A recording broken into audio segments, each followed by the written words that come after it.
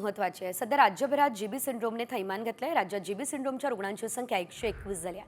पुण्यात 111 रुग्ण आढळले आहेत, तर नागपूरमध्ये 6, कोल्हापुरात 2 रुग्णांची नोंद झाली आहे.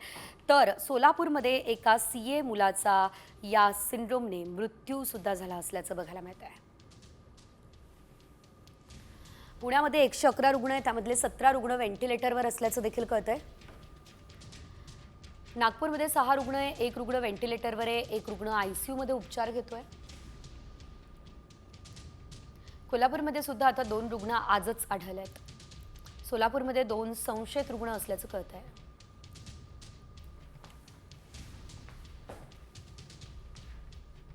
महत्वाची आहे. सध्या राज्यभरात जीबी सिंड्रोमने थैमान घातलंय. राज्यात जीबी सिंड्रोमच्या रुग्णांची संख्या 121 झाली आहे.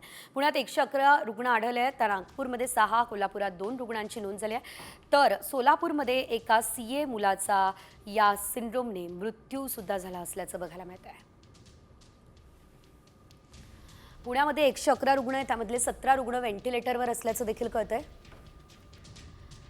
नागपूरमध्ये 6 रुग्ण आहे, 1 रुग्ण व्हेंटिलेटरवर आहे, 1 रुग्ण आयसीयू मध्ये उपचार घेतोय. कोल्हापूरमध्ये सुद्धा आता 2 रुग्ण आजच आढळले आहेत. सोलापूरमध्ये 2 संशयित रुग्ण असल्याचं कळत आहे.